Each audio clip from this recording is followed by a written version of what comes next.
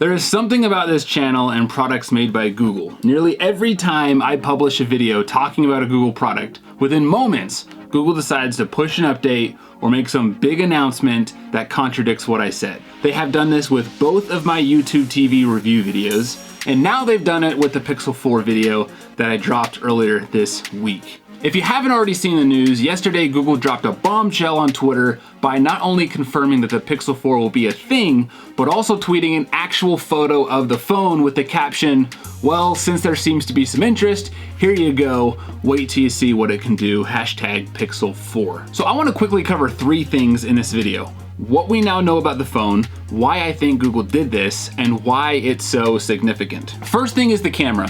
Everybody pretty much knew that the phone would sport 2 cameras on the rear. What we didn't see coming was that the cameras would be housed in a square module, similar to what the iPhone 11 is expected to have. The camera will not be flush with the phone, but that's just the new normal. Another big rumor this squashed was that the Pixel 4 would have no physical buttons. You can clearly see in this picture that the phone will have a power button and volume rocker, just like before. The biggest change in my opinion is the missing fingerprint scanner from the back. This is something I talked about in my last video, but this pretty much confirms that Google will be moving towards either 3D facial recognition technology or an in-display fingerprint scanner, or both. This reveal from Google gives huge credibility to 2 leaks that came out just before the announcement. You've got Lou from Unbox Therapy who got his hands on some metal models, and then you've got a leak from Steve at OnLeaks on Twitter showing an almost identical image to what Google tweeted out. So if you line up those leaks with information that Google has given us,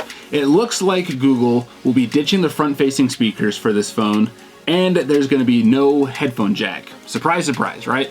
And they're also gonna be sticking with the USB Type-C charging. Now the big question, why on earth would Google unveil details of their own phone, especially so early in June?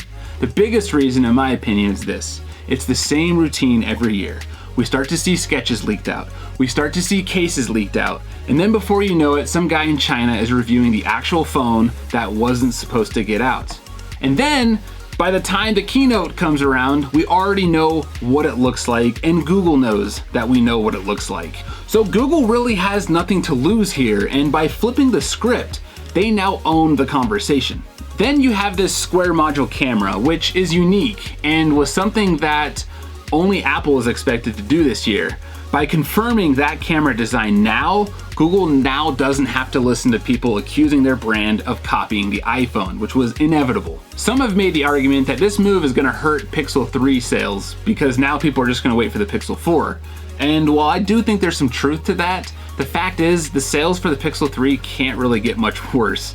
And now that Google has partnerships with not just Verizon, but T-Mobile and Sprint, and some are speculating that they'll have AT&T by the fall, Google has a lot more to gain by just accepting that the Pixel 3 was a flop and really start building hype for this new phone. As a Pixel 3 owner myself and someone who is open to getting the Pixel 4 phone this fall, this tweet from Google actually gets me really excited because even though I'm not in love with the camera design that they've unveiled, it tells me they're really confident about the kind of features and the kind of technology that this phone is gonna pack.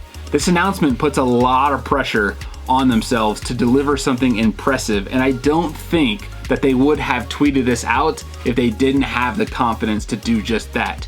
Hence why I'm pretty excited about the Pixel 4. It is go big or go home for Google this year. Partnering with almost every major phone carrier, this is the year for Google to make a bold statement that the Pixel is a phone that can confidently take on any flagship phone, not just in design and features, but in revenue. So let me know in the comments what you think about Google's announcement or just what you think about the actual phone.